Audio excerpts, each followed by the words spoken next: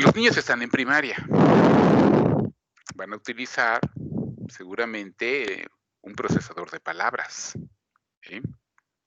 Van a utilizar muy probablemente un diseño de diapositivas, ¿verdad? Tal vez Excel no, pero un procesador y un diseñador de diapositivas sí. 4 GB será suficiente. Y el navegador, claro, el navegador, por supuesto, ¿sí? Yo creo que depende más de lo que el usuario vaya a usar, ¿no? Efectivamente, un punto importante a considerar en la capacidad de un equipo de cómputo es la orientación que el usuario le va a dar a esa computadora en cuanto a su uso, efectivamente, ¿verdad? Si esa computadora fuera para ustedes, pues hay que ejecutar, hay que trabajar con Java, hay que trabajar con NetBeans, que es un programa que parece una.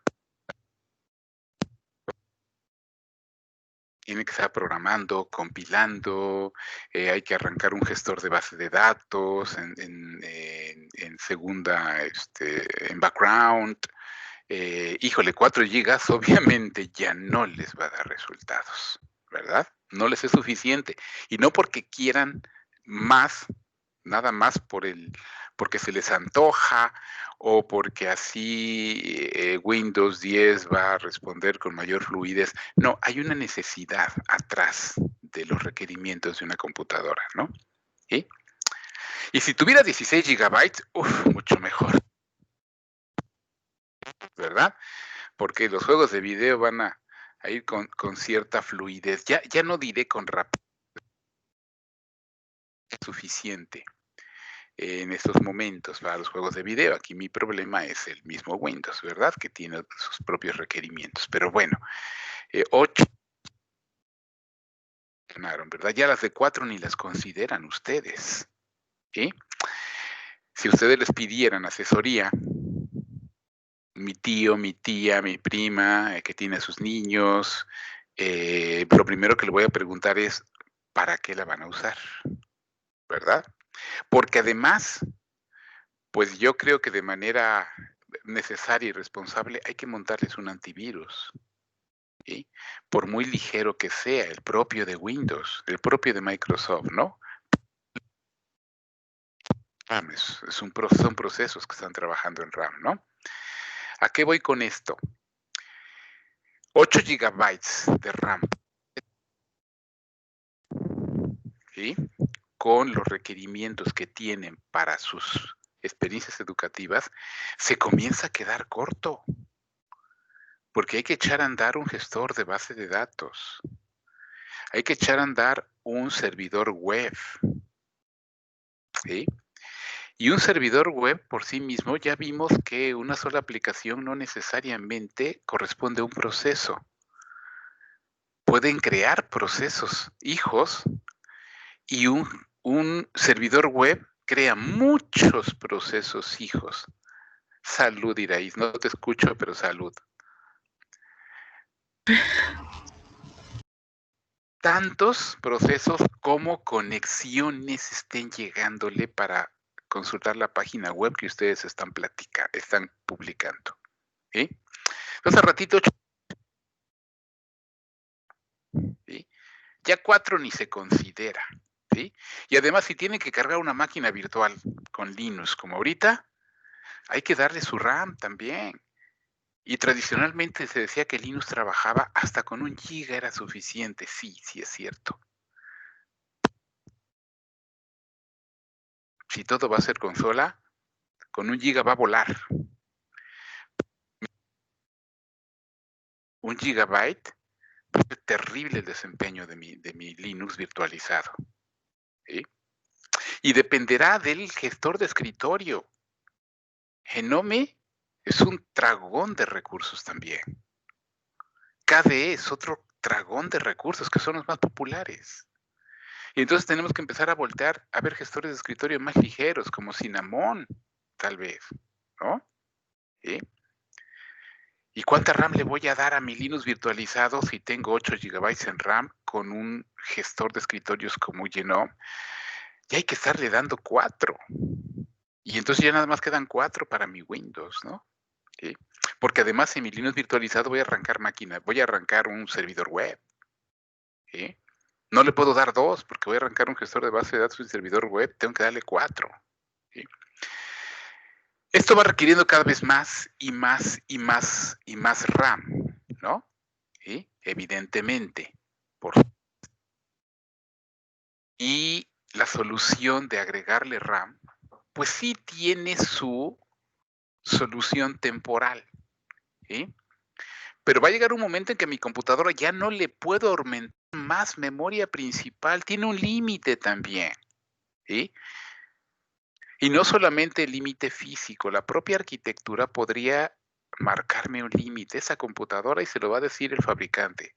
Esa computadora se puede expandir a un máximo de 16 gigabytes si la compráramos de 8, por ejemplo. O si la compramos de 4, máximo 8. Entonces ya no le podemos dar más, ¿no? ¿Cómo ayudar más a mi computadora?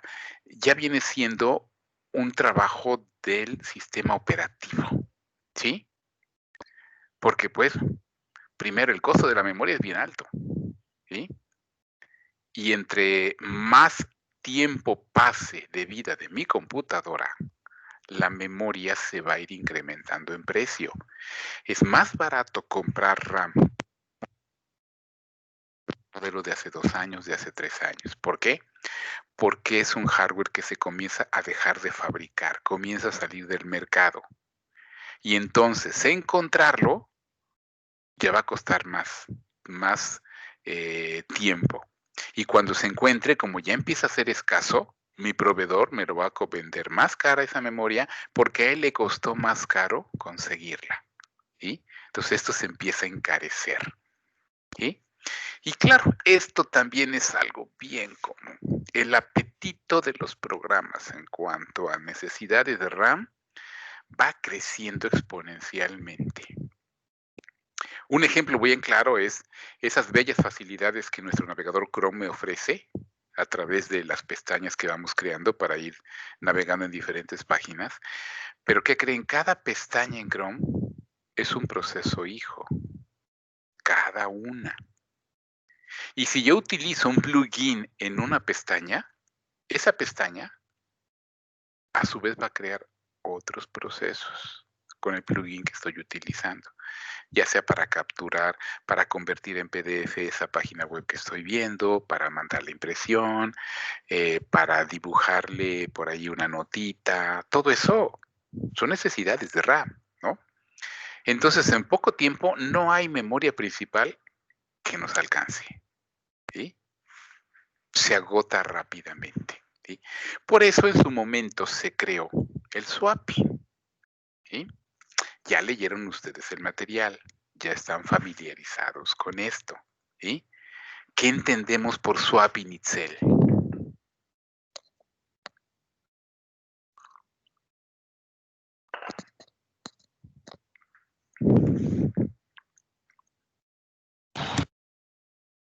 ¿Vale, profe?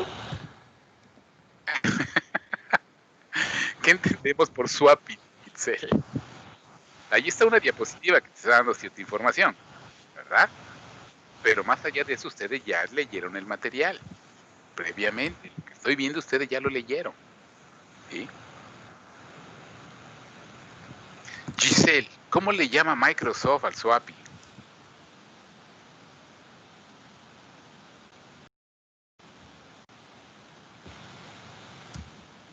No, profe, la verdad no sé. La verdad no sabes, Giselle. Iraís, ¿qué es el swapping? El swapping es cuando el sistema operativo hace que se aumente de forma virtual lo que es la memoria RAM. Lo que hace es agarrar como un fragmento de nuestro disco duro para virtualizarlo y que se vayan almacenando lo que son procesos bloqueados ahí. Ok, muy bien, por ahí vamos, perfecto, gracias Iraís. Lo que los diseñadores de sistemas operativos crearon fue una técnica, ¿sí? En la que parte de nuestro disco duro, parte de él, ¿sí? lo convierten, y eso lo pongo entre comillas, lo convierten en una extensión de la RAM, ¿sí? Bajo la siguiente premisa. Es claro, tenemos muy claro que todo programa que esté en ejecución es porque está en la memoria principal, ha sido copiado, se ha hecho una copia de la memoria principal, ¿verdad? Porque se le ha creado su entorno, se le ha creado su proceso, ¿verdad? No puede haber programa en ejecución que no esté en RAM. Bien. Si esta técnica llamada swapping está tomando una porción de mi disco duro y convirtiéndola, entre comillas, en una extensión de la RAM. ¿Sí? Les estoy hablando de las épocas en las que la RAM era, por decir algo, por poner un numerito actual, 1 GB de RAM. ¿Sí? Y entonces el sistema operativo creaba ese espacio de 512 megabytes, es decir, medio gigabyte. Se supone entonces que el sistema operativo ya estaba contando con 1,5 GB, ¿verdad? Swap. Lo que significa la palabra es bien importante, swapping, ¿sí? O swap, intercambio. Eso es lo que significa, intercambio. Bueno, y qué importancia tiene la traducción de la palabra respecto a esta extensión que se está haciendo de la RAM, que la hace el mismo sistema operativo. Bueno, es una extensión de la RAM, pero no funciona como la RAM. Es decir, yo no puedo tener en esta porción del disco una aplicación ejecutándose, es decir, en estado ejecutando. Es decir, que esté haciendo uso de recursos en ese momento. Tiene el procesador y tiene recursos. ¿Sí? No, no puede ser. Porque no es una RAM real. ¿Sí? Estamos hablando de las épocas en que los discos duros todos eran electromecánicos, los que ahora son clásicos para nosotros, ¿no? No los de estado sólido, ¿sí? Sino los clásicos. Y esto hacía, por supuesto, que la respuesta de lectura y escritura en esos discos duros fuera muchísimo menor que la lectura y escritura en RAM. Por eso no podíamos tener procesos en estado ejecutando en ese espacio. Y entonces, ¿para qué está ese espacio? ¿Y por qué se dice que es una extensión de la RAM? ¿Cuál es entonces su objetivo real que tenemos ahí, no? ¿Sí? Bueno, su objetivo es este, mover parte o todo un proceso de memoria principal al disco. ¿Sí? Pero cuidado, ¿sí? Cuando ninguno de los procesos en la RAM se encuentra en estado listo, ninguno, ¿sí? O bueno, alguno de ellos, el sistema operativo intercambia uno de los procesos bloqueados al disco, como lo acaba de mencionar Iraíz. ¿Sí? Es decir, los procesos en estado bloqueado son procesos que están activos, bloqueados pero activos. Es decir, se asume que en algún momento determinado se les va a atender, pasarán a estado listo y podrán ser atendidos, podrán hacer uso de recursos. Entonces, como están activos, en este momento permanecen en la RAM. Procesos que están creándose, porque están llegando a aplicaciones que se están ejecutando, o aplicaciones propias del sistema operativo que él necesita ejecutar. Ya vimos que hay una cantidad enorme de procesos del sistema operativo que nosotros ahora ni siquiera sabíamos que se estaban ejecutando. ¿Sí? Ya lo vimos con el comando PS. ¿Sí?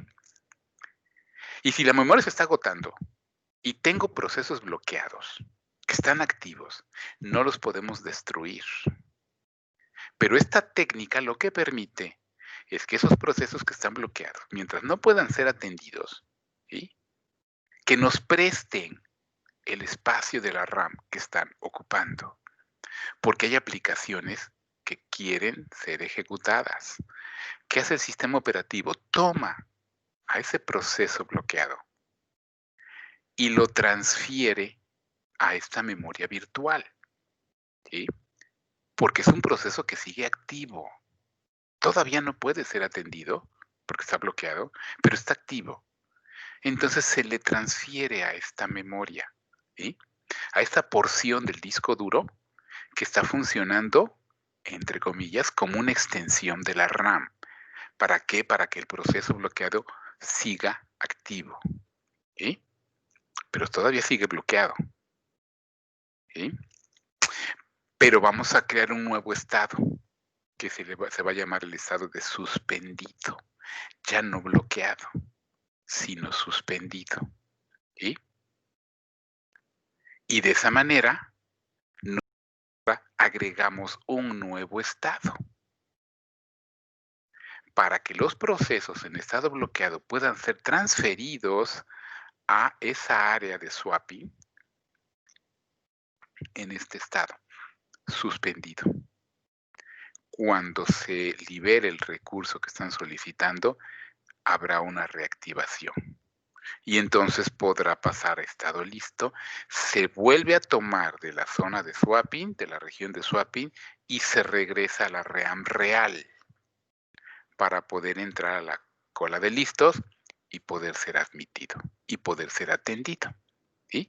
De esa manera, los procesos bloqueados, al llevarse al estado suspendido, han sido transferidos a la región del swapping y por lo tanto me están liberando RAM real para procesos que están llegando, que se están creando y que sí pueden ser atendidos a través de la cola de listos.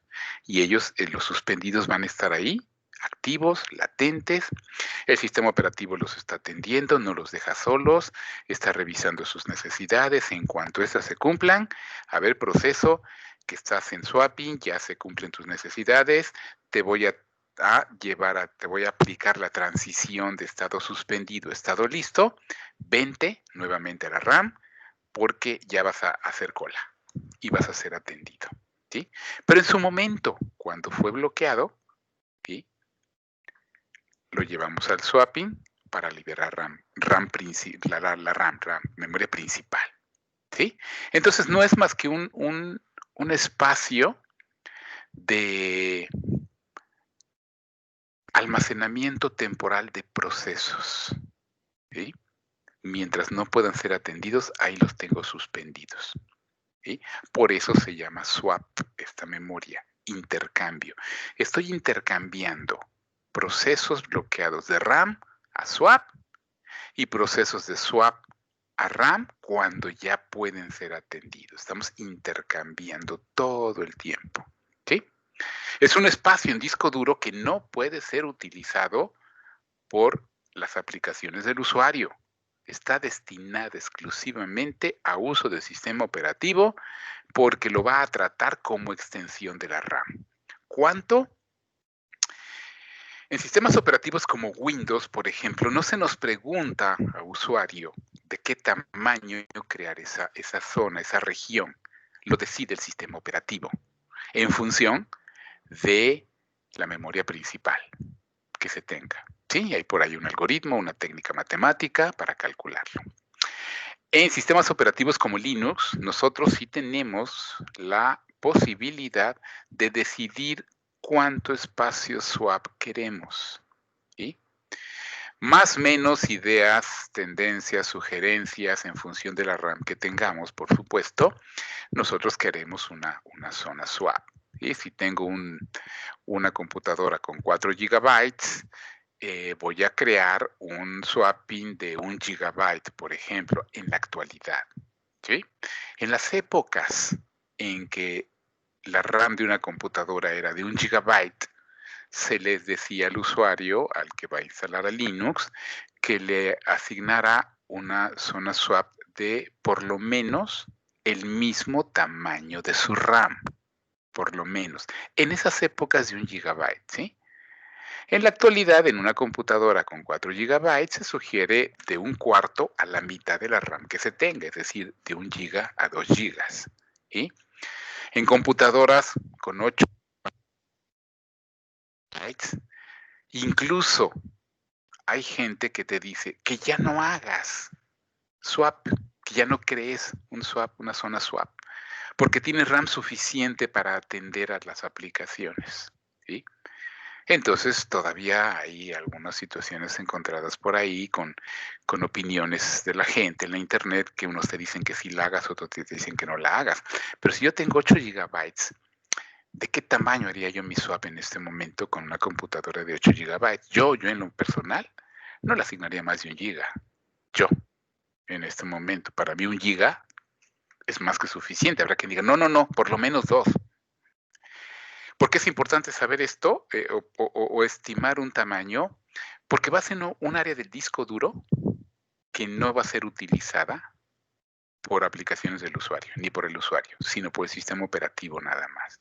Y en el mundo de Unix, una zona swap es una partición independiente de la partición donde esté Linux. ¿Sí? Vamos a tener 2 particiones entonces, la de Linux como tal y la de swap, ¿sí?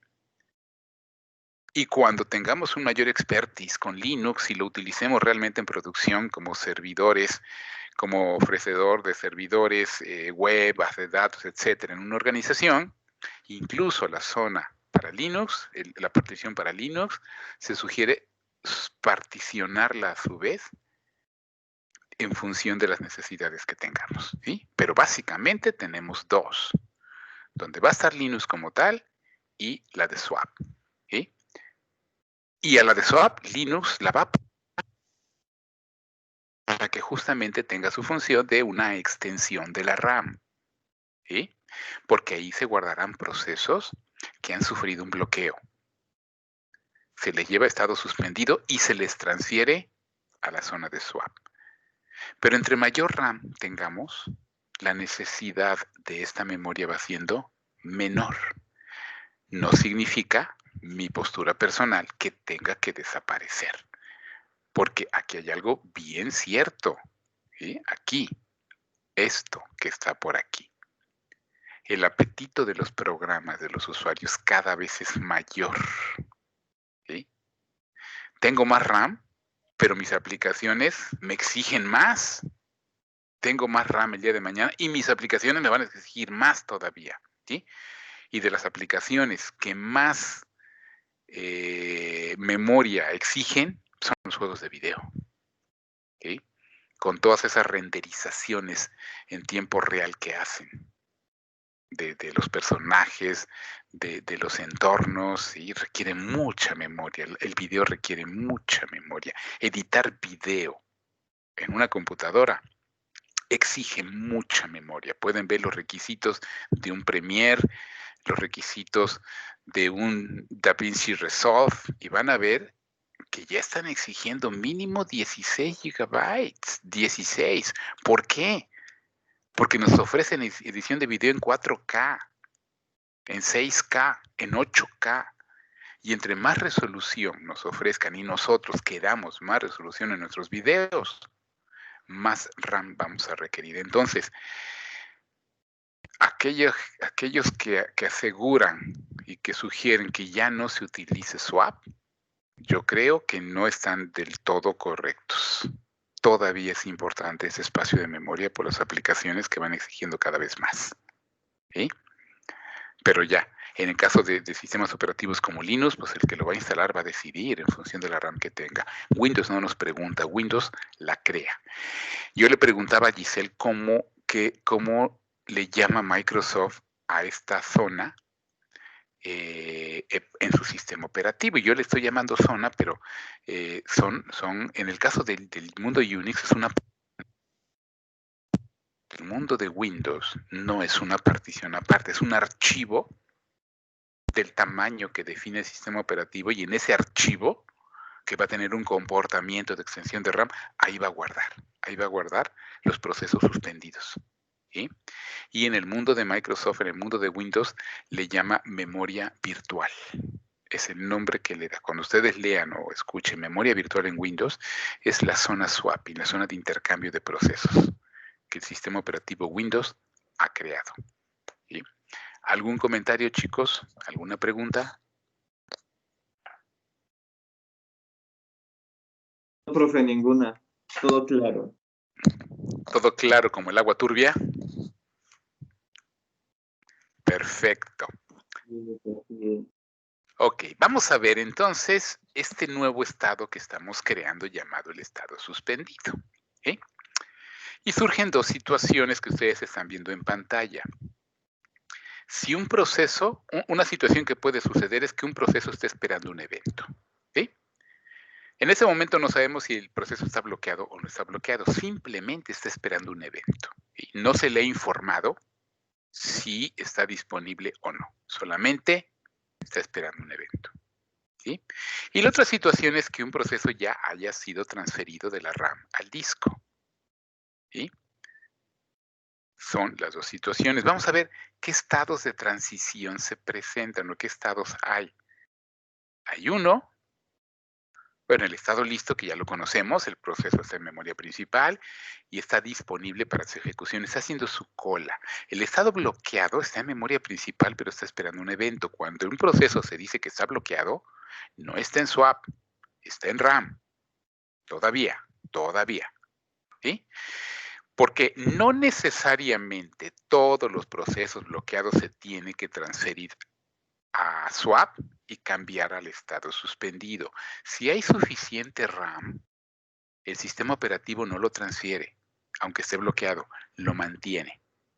El sistema operativo solamente va a transferir un proceso bloqueado a estado suspendido y lo va a llevar a swap cuando le falte memoria, cuando comience a haber escasez de RAM. Pero mientras haya suficiente, el sistema operativo, el proceso bloqueado, lo va a mantener en RAM. ¿Sí? Pueda pasar al estado de listo y ser atendido. ¿Sí? Una tercera situación es el estado bloqueado suspendido. ¿Sí? Es decir, ahora sí nos falta RAM, entonces proceso bloqueado, lo siento mucho, te voy a pasar a estado suspendido y te voy a transferir a swap para liberar RAM. ¿Sí? Y ahí te esperas cuando el evento que estás solicitando esté disponible, yo vengo por ti y te llevo otra vez a RAM. ¿Sí? Pero hay otra situación, el listo suspendido. ¿Sí? El proceso está en almacenamiento secundario, es decir, está en swap. ¿Sí? Pero el recurso que estaba pidiendo ya se liberó. ¿Sí?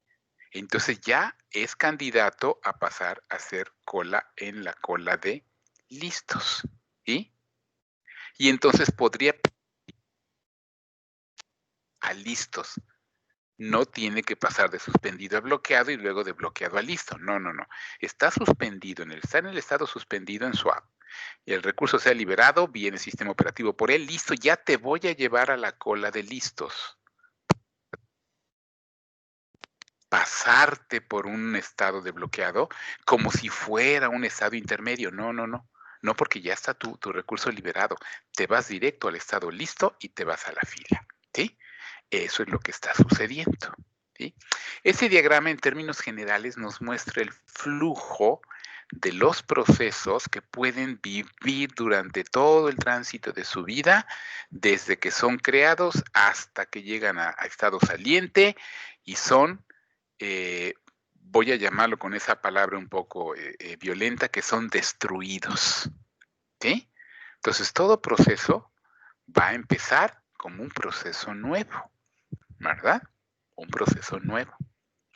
Ese proceso nuevo va a ser atendido. Puede haber procesos nuevos que desde el momento en que vayan a ser atendidos ya están pidiendo recursos. ¿Sí? Pueden pasar al estado listos, es decir, a la cola de listos, si van a poder ser atendidos. Pero si desde nuevos me están pidiendo un recurso y probablemente no esté disponible, te voy a llevar a estado suspendido, que no bloqueado. ¿Sí? No ha sido atendido el proceso, es nuevecito, pero me está pidiendo algo que todavía no está disponible. Entonces me lo llevo a estado listo suspendido. Es como una especie de un limbo ahí. ¿sí? No estás listo, no te dejo el estado listo porque me estás pidiendo un recurso que en este momentito está ocupado, pero mira, se desocupa. Entonces, ¿estás listo? Pero tranquilo, un poquito suspendido, un poquitito nada más. ¿Sí? Aguanta, ahí viene el recurso. En cuanto llegue, te pasas a la fila de listos, ¿sí? Para que ya vayas avanzando y seas atendido con tus recursos, es decir, llegues a estado ejecutando. Si estás en la fila de listos con ese recurso que pediste, pero en este momento el proceso que está siendo atendido, que está en estado ejecutando, lo pidió y se va a tardar un poquito, aguántame tantito. Otra vez vete a la fila porque ahorita tu recurso no está listo, no está liberado y a lo mejor si te toca ser atendido, no vas a poder ser atendido porque el recurso está ocupado. Regrésate tantito. Entonces, bueno, vámonos a listo suspendido. ¿Sí? En el momento en que se libere el recurso, me voy a estado listo. Ya me toca pasar. El sistema operativo me cambia a estado ejecutando, paso de estado listo a estado ejecutando para hacer uso de los recursos. ¿Sí? Si solicito en ese momento, en el momento en que yo ya estoy siendo atendido, un recurso que no está disponible, es muy probable que me manden al estado bloqueado. Me lleven a la fila de bloqueados. Es muy probable. ¿Sí? Si el recurso que estoy pidiendo, el evento que yo estoy solicitando, está ocupado, pero el uso de ese recurso tiene una temporalidad para quien lo está ocupando y durante cierto tiempo, segurito, 100% que se va a desocupar, no te cambio estado bloqueado. Te cambio estado listo suspendido y te regreso a la fila de listos. No te mando a la fila de bloqueados porque el recurso que estás pidiendo se va a liberar garantizado en un segundo. Aquí hablar de un segundo es toda una eternidad, ¿eh? ¿Sí? Entonces, en un segundo se libera. Te mando a listos suspendidos. Pero si tu recurso está ocupado y no sé en qué momento se libere, entonces sí te mando a bloqueado. ¿Sí? Y ahí te voy a tener mientras tu recurso esté utilizado. ¿Sí? Mientras haya RAM suficiente. Pero si la RAM empieza a escasear, discúlpame, pero te voy a mandar estado suspendido y te me vas a swap. ¿Sí? Te vas a tener que ir a swap. Necesito liberar RAM. Cuando ya tu recurso se libere, entonces te diré, véngase y te llevo a estado listo, suspendido, a hacer fila. Y ahora, ¿por qué un estado así listo, suspendido? ¿Sí? Porque mientras yo haga fila, ese recurso que ha estado ocupado y que en este momento está liberado, por eso me llevaron a listo suspendido. Entonces, ya estás listo, pero tu recurso, en lo que tú llegas a ser atendido, en lo que tú llegas a estar ejecutando, podría ser utilizado por otro proceso. Entonces, ahí andamos en stand-by, no te lo garantizo al 100%. Los recursos que estén en estado listo al 100% es porque o no están solicitando recursos adicionales a los que ya se le van a asignar ya por default, ¿sí? O el recurso que está solicitando es tan de poca demanda que prácticamente siempre está disponible y siempre voy a estar en estado listo. ¿Sí? Dependerá de ese uso de recursos. Ese es el trabajo tan fuerte que un sistema tiene que estar haciendo todo el tiempo con cada proceso. Aquí nosotros ahorita hicimos todo un viaje a través de estados para un solo proceso, pero imagínense la cantidad de procesos que el sistema operativo está atendiendo, vamos a llamar entre comillas simultáneamente. ¿Sí? Es bastante grande. ¿Sí? Por lo tanto, su trabajo es bastante fuerte, ¿no? Entonces aquí surgieron las nuevas transiciones que les estaba yo comentando. De tener solamente un estado bloqueado, ahora es tener una situación de bloqueado suspendido. Si no hay procesos listos, entonces al menos uno de los procesos se transfiere al disco para hacer espacio para otro proceso que no se encuentre bloqueado. ¿Sí? Yo puedo estar en estado bloqueado en RAM mientras no escasee la RAM. En el momento en que escasee, yo sé que me van a mandar a swap a un estado suspendido, pero en realidad es un estado llamado ahora bloqueado suspendido. Se escasea la RAM, me mandan a swap y caigo en este nuevo estado, bloqueado suspendido. ¿Sí? Un proceso en bloqueado suspendido es un proceso que está en swap. ¿Sí? Está moviéndose entre estos estados. Cuando el recurso solicitado esté listo, se le lleva, el sistema operativo lo lleva de estar en la swap en un estado bloqueado suspendido a un estado listo suspendido. ¿Sí? No listo nada más, porque hay un recurso que ya se liberó, que había solicitado y estaba ocupado, que ya se liberó, pero no significa que siga liberado mientras este proceso que ha sido llevado a la cola para atención, cuando llegue, no significa que el proceso, que el recurso que había solicitado, que antes estaba ocupado, siga desocupado. A lo mejor otro proceso adelante de lo pidió y por eso el estar en listo suspendido es como una advertencia. Ya está tu recurso, pero no significa que cuando tú llegues todavía esté. Puede que en ese momento otra vez esté ocupado y vas y probablemente te vuelva a llevar a bloqueado suspendido transfiriéndote a la swap. ¿Sí? De alguna manera el modelo de atención a procesos, el modelo de gestión de procesos tiene que ir mejorando para buscar formas eficientes de que todos los procesos sean atendidos en algún instante determinado. ¿Sí? El nuevo estado listo suspendido es la transición de listo suspendido a listo. Cuando no hay más procesos listos en la RAM, el sistema operativo traerá de swap un proceso que pueda ser atendido. Entonces pasará de listo, de bloqueado suspendido, pues pasará listo. Y repito, el hecho de que pueda hacer uso de los recursos, de que pueda hacer ya la fila, no significa o no se le garantizan todos los recursos que está pidiendo, porque cuando los pidió por primera vez alguno estaba ocupado. ¿Sí? Y entonces llega a la fila con la advertencia, ya se desocupó tu recurso. Pero mira, delante de ti hay otros procesos. Si alguno de los que está delante de ti lo pide, pues ya no va a estar disponible para ti.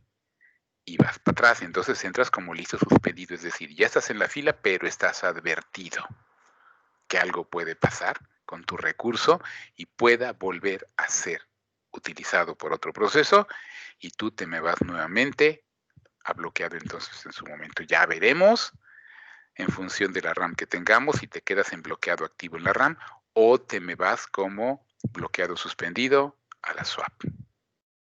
¿Sí? ¿Algún comentario hasta aquí, chicos? Entonces, este de suspendido es lo que ayer nos mostró en Linux de que estaba en Sleeping. Sí, efectivamente, por ahí va. El modelo, la implementación real es todavía un poquito más compleja que lo que estamos viendo. Tú viste una S con un signo más. ¿Sí? Hay más estados todavía, que empiezan a volver el análisis del modelo un poquito más complejo. En el mundo de Unix, hay un estado que le llaman sleep, durmiendo, que es el equivalente al que estamos aquí viendo como suspendido. ¿Sí? Y un S más, un sleeping más, es como un listo suspendido. ¿Sí? Está suspendido, pero ya te traigo a la fila de atención porque tu recurso ya se liberó y vamos a suponer que cuando llegues a ser atendido, siga liberado. ¿Sí? El S más es como una advertencia. Puede ser que el recurso que tú pediste hace rato que estaba ocupado, cuando llegues ahorita a ser atendido, puede ser que vuelva a estar ocupado, O sea, ya estás advertido. Ni modo, es un recurso muy solicitado, ¿sí? Entonces, en el mundo de Unix y en el mundo de Windows, los modelos, sus diseñadores los llaman de diferentes maneras, ¿sí? Estos son modelos, vamos a llamar así, genéricos, con terminología genérica, ¿sí? Pero ya los diseñadores de un sistema operativo de otro nombran de diferente manera a los estados, ¿sí? Hay más estados todavía, ¿eh? Este no es el modelo definitivo, ¿sí?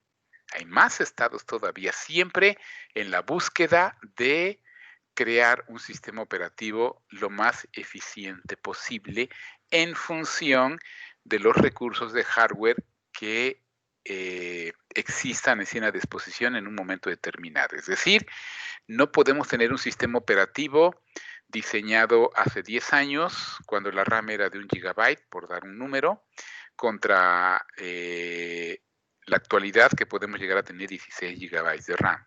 ¿Sí? El sistema operativo debe saber que ahora cuenta con una enorme cantidad de recursos de RAM, ¿sí? No uno, sino 16 GB, ¿sí?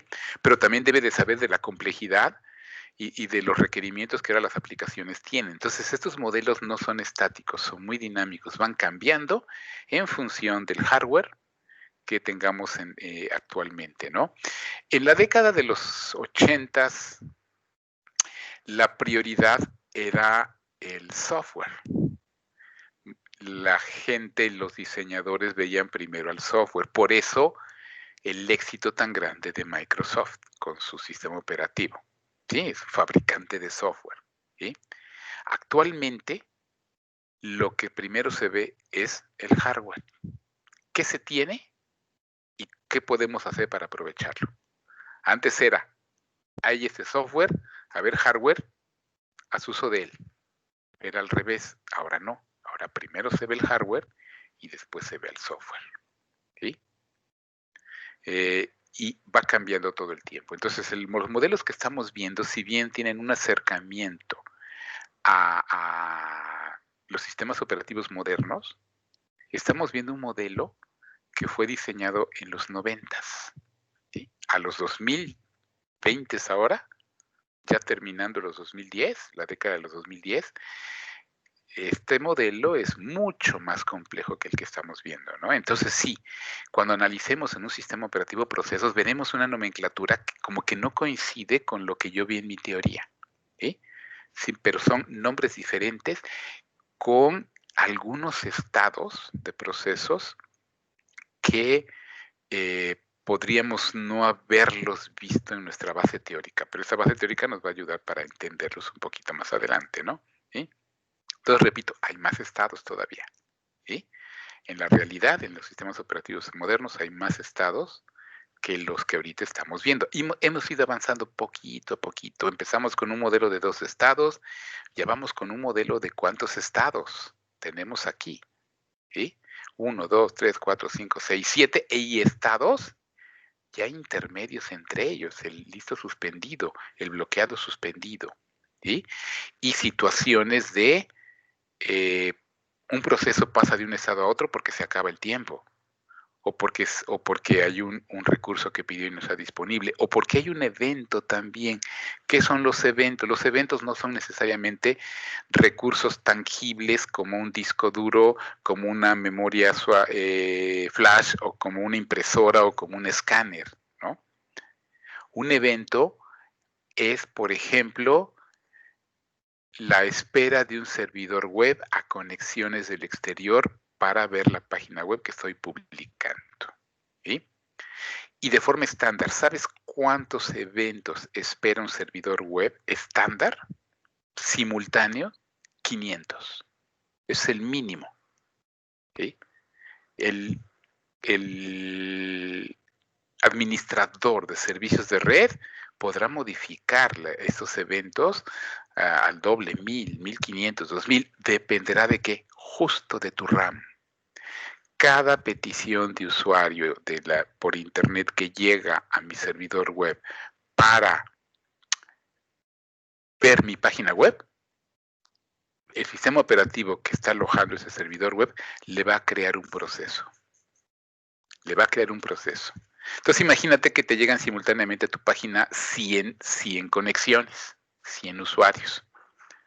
Va a haber 100 procesos en tu RAM de tu servidor, una por cada conexión. Esos son los eventos. ¿Sí? Un servidor web generalmente, si lo quiero meter en este modelo que estamos viendo, un servidor web, la mayor parte de su tiempo va a estar aquí, en listo, suspendido. Está listo porque está escuchando que lleguen conexiones, ¿sí? Y está suspendido porque no va a hacer otra cosa más que estar escuchando que lleguen conexiones. Hasta que lleguen conexiones, circula por acá, empieza a ser atendido el proceso que se está creando con una conexión que llegó. Pasa estado listo, pasa en ejecutando, y aquel usuario que hizo la conexión de quién sabe qué parte del mundo, comienza a ver tu página web en su pantalla. ¿Sí? Entonces, es un procedimiento que así analizado paso por paso se antoja un poquito complejo, ¿no? Pero esto sucede en fracciones de segundo. ¿Sí? Es rapidísimo. ¿Sí? ¿Algún otro comentario, chicos? ¿Alguna otra pregunta?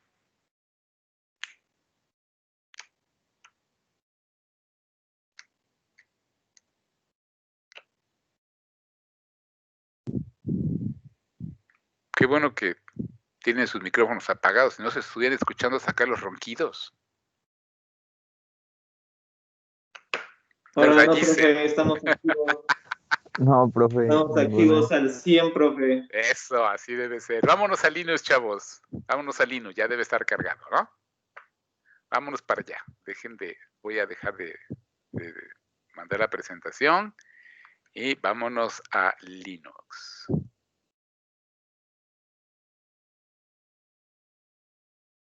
Ok, ya estamos aquí. Muy bien. Ya está. ¿Ya están viendo mi terminal? Sí, profe. Ok, bueno, voy a hacer un rapidito recorrido ahorita nada más de los comandos que tenemos en cuanto a procesos para que avancemos con otras cosas nuevas en el sistema operativo.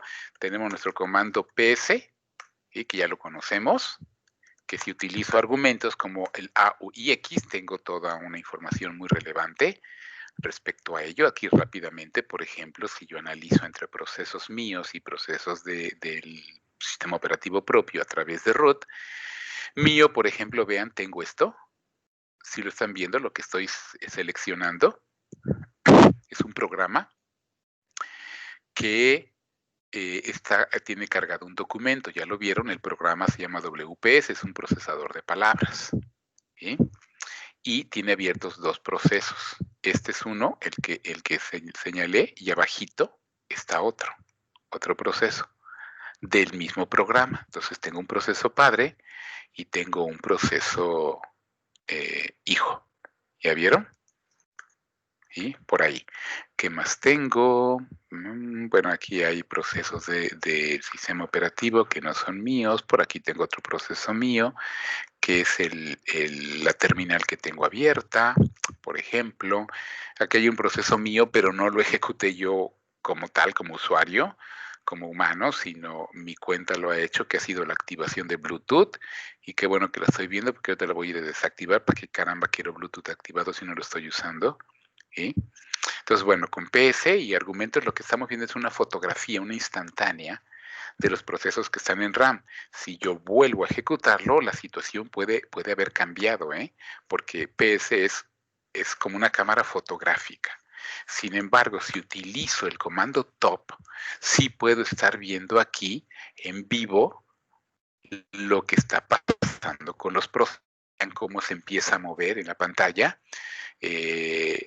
Los procesos que están trabajando, los que me están consumiendo más recursos, por ejemplo, Tilix me está consumiendo, ya se me fue Tilix, aquí está 1.6% de la CPU, me está consumiendo 1.9 de porcentaje de memoria. Esos son porcentajes, no son bytes, no son kilobytes, son porcentajes de uso.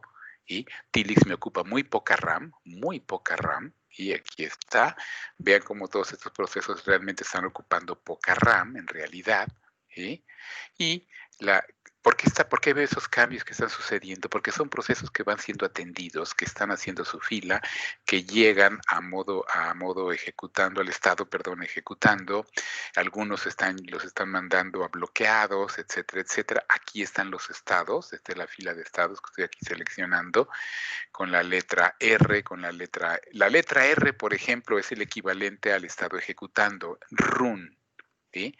La letra S, la letra I, la letra S corresponde a un equivalente de suspendido, la letra I que corresponde a un estado de bloqueado.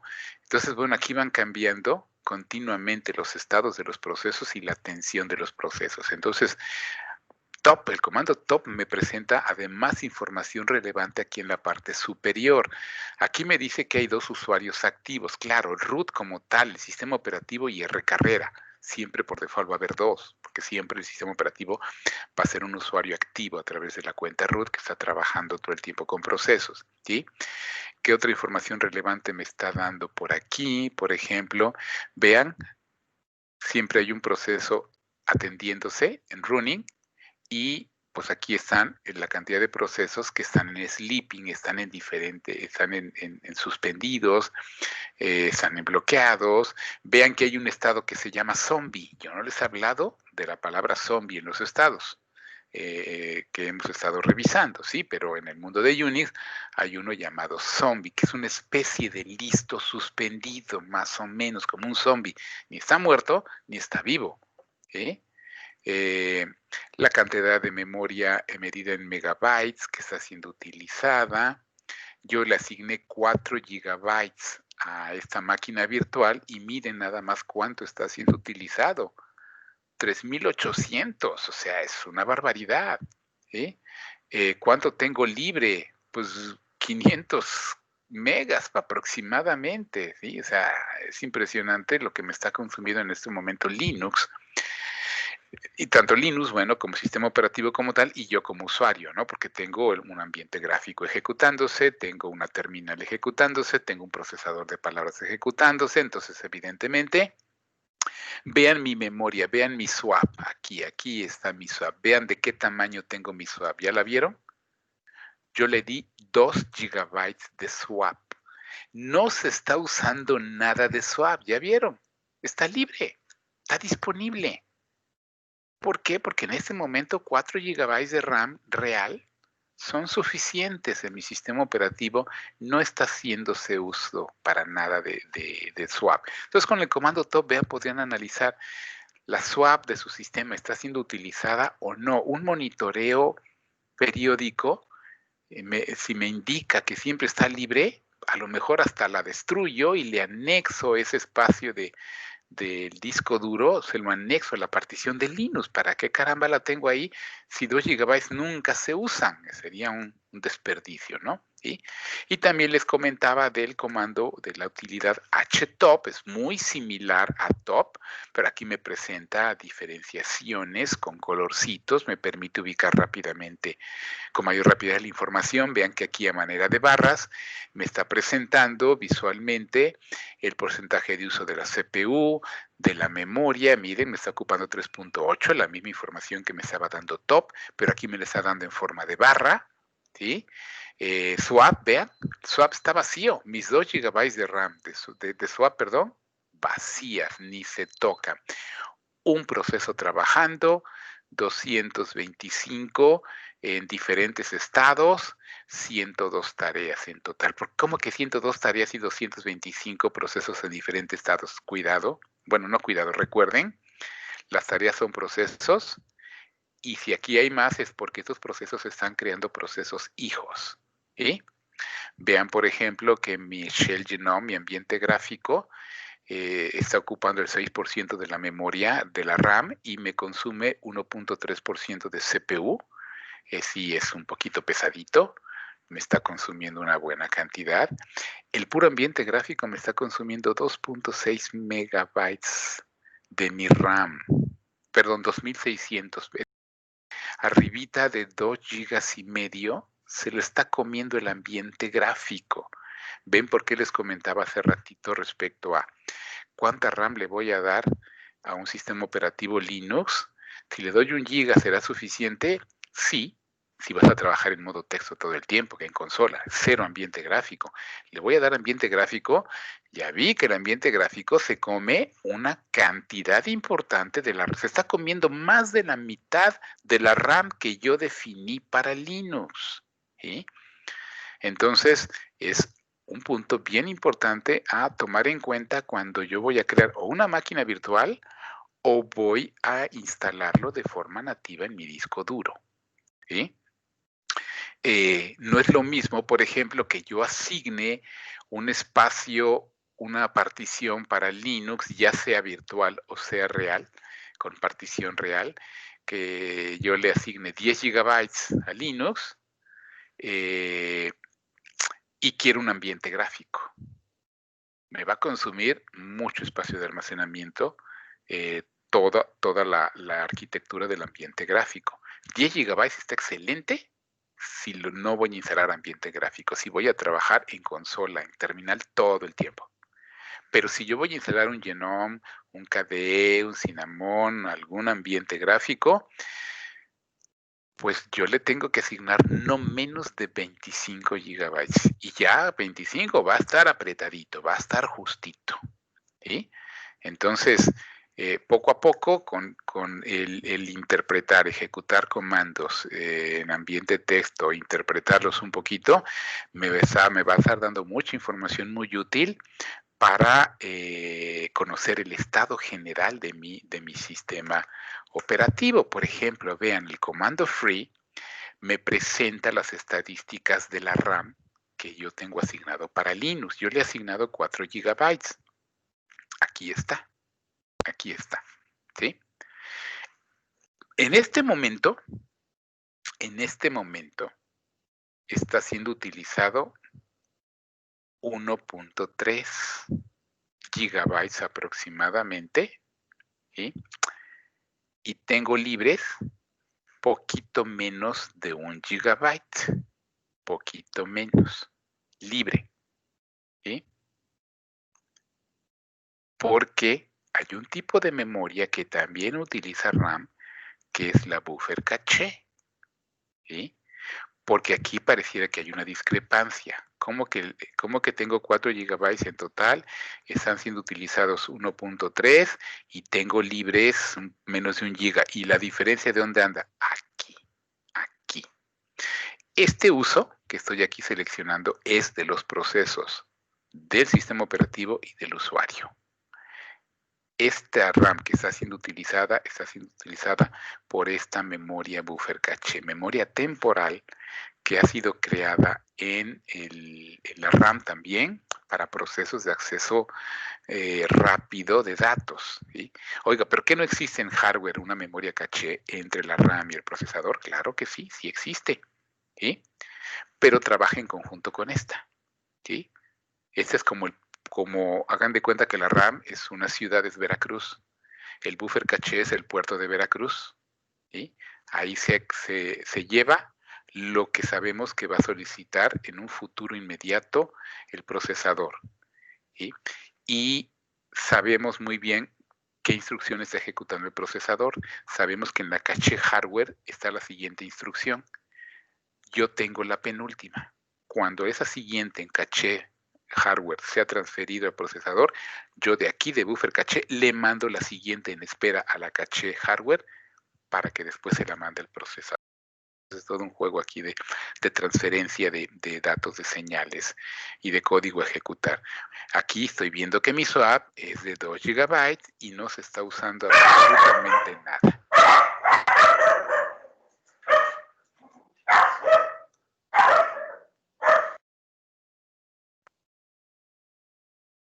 ¿Alguna pregunta hasta acá, chicos? No, profe. Espérense. Se oye el ruido de mis perritos porque están peleándose con la gente que está pasando en la calle. No les gusta que invadan su espacio. Espérense. Esperemos. Y ahorita que pase el motivo de su enojo, ya se cae. Ok. ¿Estamos bien hasta acá?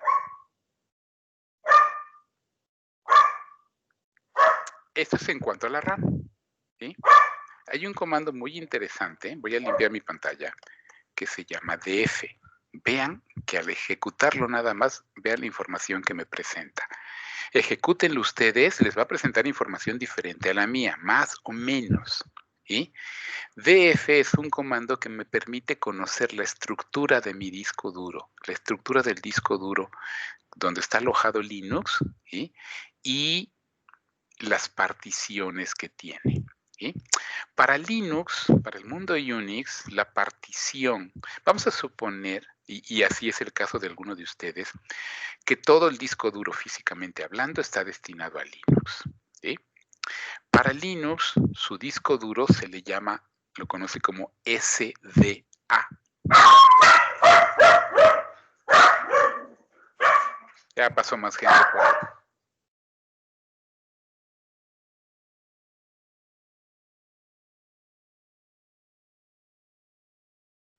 Bueno, un disco duro, ¿sí? En los discos duros en general se llama SD. Si tengo uno nada más, será SDA. Si tuviera un segundo disco duro, sería SDV. Si tuviera un tercer disco duro, sería SDC. Y así sucesivamente, ¿sí? Ahora, un disco duro puede estar particionado, dividido. Vamos a suponer que el disco duro lo divido en dos particiones. La de Linux como tal y la swap, precisamente, ¿sí? Entonces, cuando yo divido un disco duro, cuando lo particiono, ¿sí? La nomenclatura se le va a agregar un dígito, ¿sí? Y la primera partición para un disco duro, SDA1, y la segunda partición será SDA2, ¿sí? En este caso, en el que están viendo de mi disco duro, y compárenlo con el de ustedes, ¿sí? Mi disco duro tiene dos particiones. ¿Y por qué me doy cuenta que tiene dos particiones? Ah, porque aquí veo que hay una que se llama SDA2. Entonces debe existir SDA1, ¿no? Claro, sí existe SDA1, ¿sí? Pero SDA1 yo lo asigné a swap, precisamente. Mi partición SDA1 es de 2 GB, ¿sí? Y mi partición SDA2 es de 510 gigabytes, ¿sí? Le estoy dando medio terabyte aproximadamente de espacio a Linux, ¿sí? Ese es mi disco duro. Mi disco duro para Linux es de 512 gigabytes. 2 estoy utilizando para swap y todo el resto para Linux, ¿sí? Pero a su vez, bueno, no viene mucho a colación el comentario ahorita, no se preocupen de eso. Platíquenme, ¿cómo está apareciendo para ustedes la información del comando df? ¿Qué les aparece?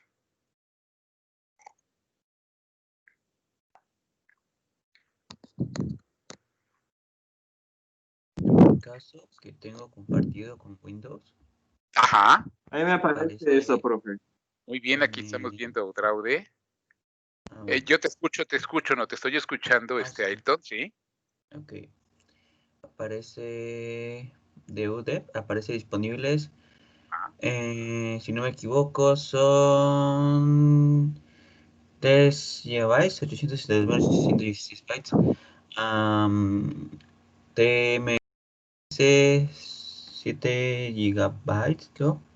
No, 782. Creo que sí.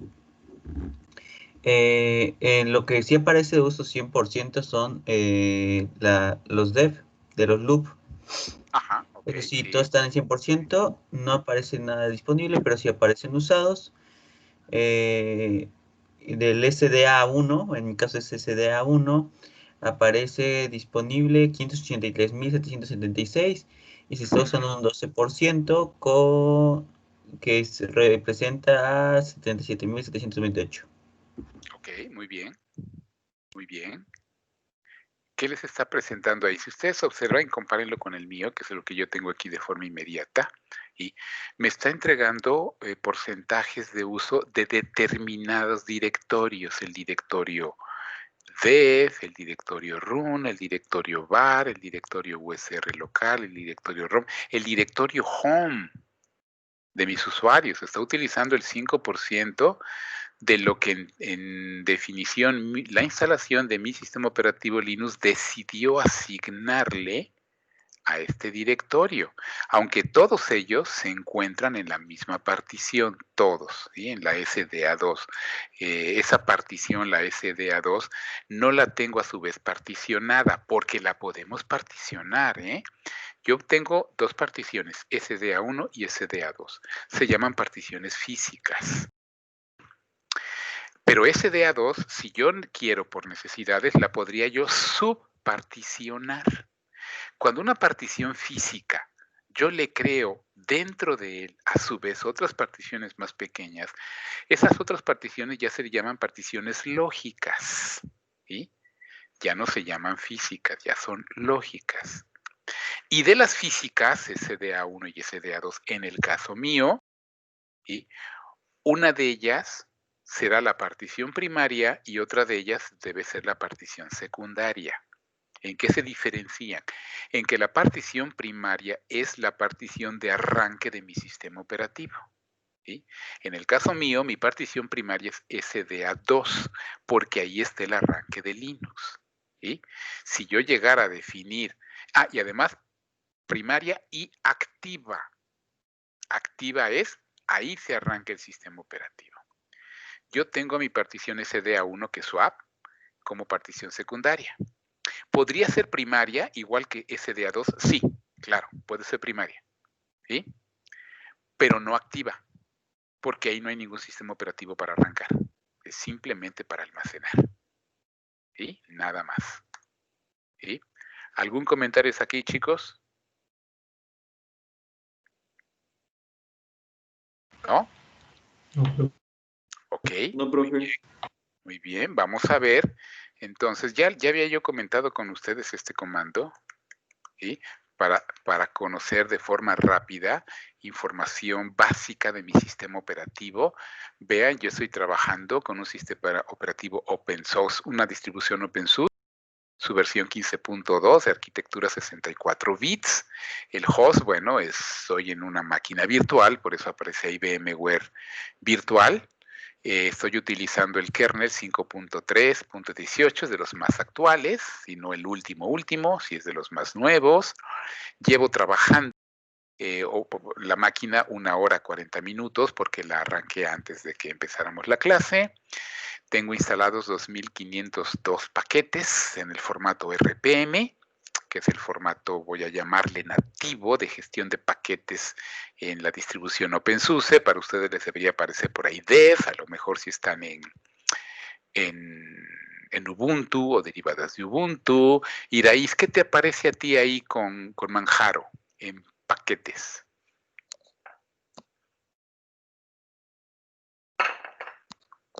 O Ulises, que también tiene Manjaro, ¿no?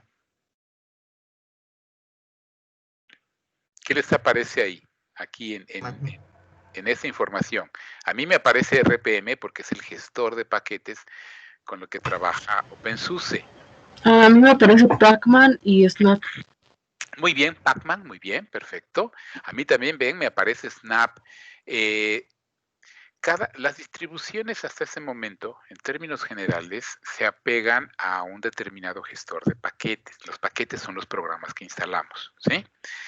Y todo derivado de aquella plática que tuve con ustedes respecto a las grandes distribuciones, y le voy a llamar grandes distribuciones no porque sean las mejores, sino porque fueron de las iniciales y de ahí partieron la mayoría de las actuales, que son Debian, que son Red Hat y Slackware, ¿sí? Debian y todas sus derivadas como Ubuntu o como Mint van a trabajar con el gestor de paquetes dev. Las que derivaron de Red Hat trabajan con RPM. ¿Sí? Y bueno, nuevos gestores de paquetes que no tienen nada que ver con esos tres grandes. Está, por ejemplo, Arch, que tiene su gestor llamado Pacman, y uno de sus derivadas es Manjaro, precisamente. Otra de sus derivadas que están popularizando mucho actualmente son Endeavor, si no mal recuerdo, muy buena distribución. Pero Ustedes ya saben, es algo que no he platicado con ustedes. Yo sé que poco a poco se van. Saben que por lo menos 2 gestores de paquetes que intentan ser gestores universales. ¿Sí? Uno de ellos se llama Snap. ¿Sí? Es diseñado por Canonical, los creadores de Ubuntu, pero lo han liberado para quien lo quiere usar, para las distribuciones que lo quieran usar. E intenta ser un gestor de paquetes universal, que no tenga sus propietarios como RPM o como Dev o como Pacman, sino que sea es un formato de instalación de aplicaciones para cualquier distribución, para la que quiera. Acabamos de escuchar que Iraís también tiene este gestor instalado y su gestor de origen es el de Arch, Pacman. Yo tengo también Snap, tengo el gestor Snap y mi nativo es RPM, ¿sí? Pero yo puedo instalar una aplicación en Snap, pasarle el paquete a Iraís y lo puede instalar en Arch, en Manjaro, sin ningún problema, aunque la estructura de gestión de OpenSUSE y de Manjaro sean diferentes. Con Snap podemos instalar el mismo paquete sin ningún problema, porque intenta ser un gestor universal. Hay otro más que se llama Flatpak. Búsquenlo si les interesa. También intenta posicionarse como un gestor universal de paquetes. ¿Cuál es mejor o cuál es peor? Los dos tienen ventajas y desventajas. ¿Cómo tiene ventajas y desventajas decidir que yo me quedo con mi gestor nativo RPM o que Iraí se quede con su nativo gestor Pacman, o que los demás nos quedemos con nuestro nativo de Ubuntu Dev? ¿Sí? Es simplemente alternativas de gestoría de paquetes, de administración de instalación de paquetes nada más. ¿Sí? Tendrá otro tipo de importancia y otro tipo de perfil el día de mañana que yo me dedique a desarrollar software para el mundo de Linux y necesite empaquetar mi aplicación para distribuirla a todo el mundo. Tendré que decidir si lo empaqueto para el mundo de RPM o lo empaqueto para el mundo de Pacman, o lo empaqueto para los dos, o lo empaqueto a Snap. Y entonces con Snap permeo a todas las distribuciones. Ya como desarrollador, ya yo veré en su momento mis estrategias de distribución de mi aplicación. A dónde quiero que llegue mi aplicación, por Linux, Snap. Si mi interés es la rama de RPM, Red Hat, CentOS, de OpenSUSE, pues lo empaqueto RPM y nada más lo entrego RPM y se acabó. Hay muchos desarrolladores que eso hacen. Por ejemplo, Teams lo tenemos para el mundo Linux, pero ¿qué creen? En este momento solamente para 2 gestores, para RPM y para Dev, nada más. ¿Sí? Y si lo queremos instalar en Manjaro con Iraís, por ejemplo, o con Ulises, no está el paquete de Teams para Arch, para Pacman. ¿Sí? Está en AUR. ¿Perdón? Está en la AUR, en el de Arch Users Repository. Entonces, la gente empieza a buscar alternativas para ofrecer a la comunidad de Arch, a la comunidad de Manjaro, alguna forma de instalar el paquete, cuando de origen por Microsoft no esté entregado tal cual. ¿Sí? Depende de los desarrolladores, depende de las organizaciones que desarrollan software para Linux. Sí, pero bueno, eso es ahorita harina de otro costal, porque no estamos en el mundo de los desarrolladores, estamos ahorita invadiendo un poquito el mundo primero del usuario normal y después del usuario específico o especializado. ¿Sí? ¿Estamos bien hasta aquí? Otro comando importante para conocer el entorno en el que estoy trabajando es el comando env, abreviatura de la palabra environment, que me presenta todas mis variables de entorno que yo tengo en mi sistema operativo. Rebasan la capacidad de mi pantalla, entonces yo sé que puedo aplicar el filtro de la barra y el comando less para verlo poco a poco. Y aquí voy viendo, por ejemplo, yo a mi maquinita le he llamado Pascal, aquí está, por aquí. El idioma que yo tengo elegido aquí está en la variable de entorno lang, es el español. Mi administrador de ventanas es Genome. Estoy en el display 0 en este momento. La variable de entorno display tiene capturado la terminal en la que estoy trabajando. Es una nada más, es la 0. Aquí en mi variable de entorno Java root me dice que yo estoy utilizando la versión 11 del intérprete de Java, no del compilador, sino ahí me está mostrando el intérprete, mi hostname, Pascal, y ¿qué otro? Aquí está mi variable de entorno username, me dice quién soy, R carrera. ¿Quién consulta la variable de entorno username? El comando u o ju consulta la variable justamente username para saber quién está registrado en este momento. ¿Sí? ¿Qué otras variables de entorno ahorita que me son útiles de momento? La variable de entorno OS type, tipo de sistema operativo es Linux. Si estuviéramos en el mundo de Unix, aquí aparecería Unix. El usuario, ¿quién es el usuario registrado? R carrera. ¿Qué otro relativamente en este momento relevante? En este momento, ¿en qué directorio me encuentro? Yo estoy en el directorio home R carrera práctica. ¿Qué comando consulta la variable de entorno pwd? Pues justamente el comando pwd en minúsculas. Él está consultando la variable de entorno pwd en mayúsculas y le dice que estamos en diagonal home, diagonal R carrera, diagonal práctica. ¿Sí? ¿Qué otro relevante tenemos por aquí? Por aquí debe andar pat, que es el que más hemos utilizado nosotros. Aquí tengo el home de mi intérprete de Java, es este, URCL, lib64, JVM, Java, etcétera, etcétera. Aquí está pat, justamente, véanlo. Aquí está pat, aquí se encuentra. Y este es mi pat de usuario. ¿Sí? Aquí está el directorio binario del intérprete Java. Aquí también lo tiene. En este caso, ¿sí? Pero bueno, aquí tenemos todas las variables de entorno de nuestro entorno en este momento de sistema operativo. ¿Sí? ¿Preguntas, chicos?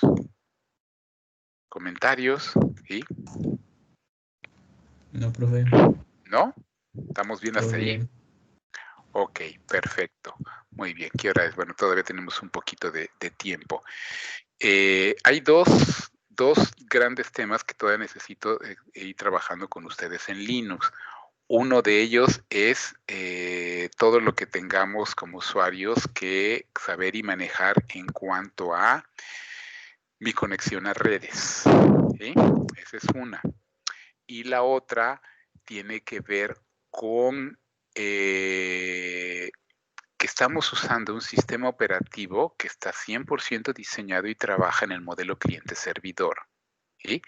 Aquí todos son servicios y todos son clientes que usan los servicios. ¿Sí?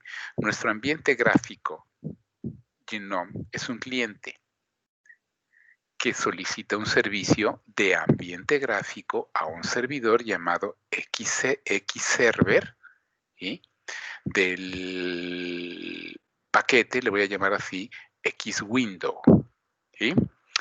Entonces, también después de que vea yo con ustedes comandos de redes, vamos a ver tocar un poquito la parte cliente-servidor. He decidido para, pues no mucha alegría para ustedes, yo así lo supondré en principio, porque significa más carga de trabajo, ¿sí? Que como teóricamente tenemos que seguir trabajando con los temas de la experiencia educativa, ¿sí? de forma práctica y paralela a la teoría que nos indica el programa de estudios, trabajar con ustedes el tema de servicios.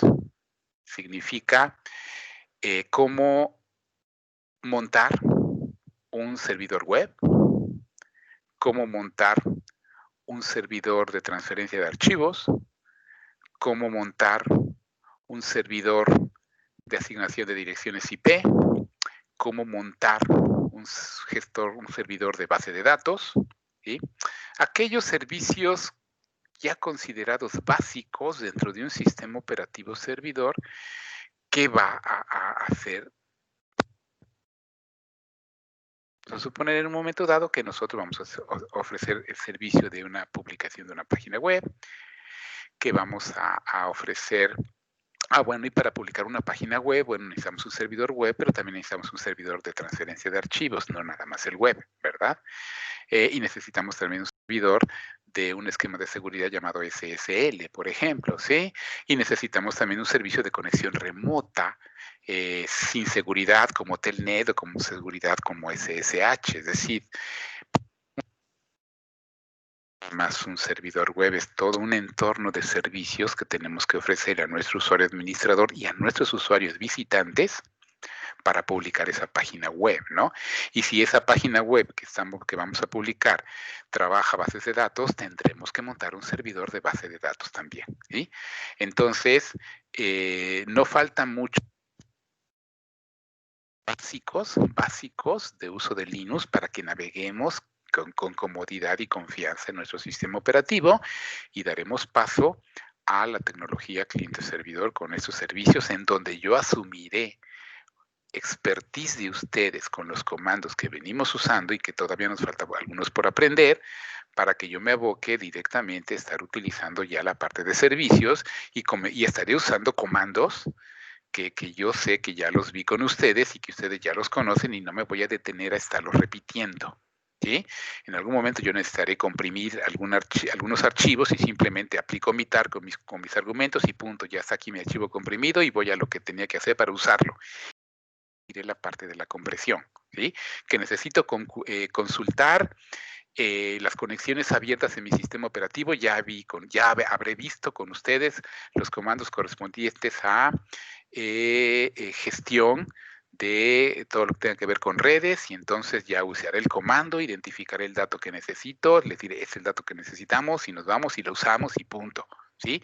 Que arrancar servicios, detener servicios, qué es systemd, qué es xinit, qué es init, que eso ya lo habré visto con ustedes y ya me voy a ir usa comandos que ya los cubrí con ustedes. Hay algunos que ahorita mencioné, no los he cubierto con ustedes, los vamos a ir cubriendo. Lo que me interesa es que mantengan un ritmo también ustedes de práctica en Linux, que no se queden con Linux nada más lo que vemos aquí, porque yo veo con ustedes Linux de 30 a 40 minutos, nada más. Yo quisiera dedicarle clases enteras, ¿sí? Pero no tenemos el tiempo porque hay que cubrir la parte teórica, que es la base para la práctica, por supuesto, ¿no? Entonces yo necesito que ustedes, chicos, practiquen en casa, que le dediquen 15 minutos, que le dediquen 20, 30 minutos a Linux al día y se metan a practicar los comandos, ¿sí? Y aquellos que avancen con más comandos, más allá que los que voy viendo con ustedes, que bueno, a mí me va a dar muchísimo gusto, ¿sí? Les voy a proporcionar, que no debo hacerlo porque ya es considerado piratería, pero les voy a proporcionar en Teams un libro digital de exclusivamente comandos de Linux. Y van a ver que hay docenas y docenas y docenas de comandos, porque no podemos cubrir todos en la clase, ¿sí? Es un mundo de comandos y por cada comando es un mundo de argumentos. Entonces, aquí viene la parte de apoyo de ustedes para que practiquen, intenten ir un poquito más allá que lo que yo les doy. Yo les voy dando lo mínimo necesario para ir trabajando cómodamente, con fluidez y con seguridad. Pero hay mucho más que yo no voy a poder darles porque no hay tiempo que alcance. Practicar, pero repito, línea de comando, no ambiente gráfico, ¿sí? Todo es línea de comando, ¿sí? Entonces, en ese tenor, vamos a estar trabajando. ¿Les voy a aumentar carga de trabajo? Sí, les voy a aumentar carga de trabajo en la parte práctica con los servicios, ¿sí? Pero lo vamos a hacer práctico. Y más allá, yo los voy a guiar y son ustedes los que lo van a hacer en su sistema operativo. Ustedes, ¿sí? No yo. Yo los voy a ir guiando. Pero ustedes van a ir haciendo las cosas y ustedes van a ir arrancando sus servicios, ¿sí? Y estoy suponiendo que los que tenemos máquinas virtuales estamos trabajando con VirtualBox, ¿verdad?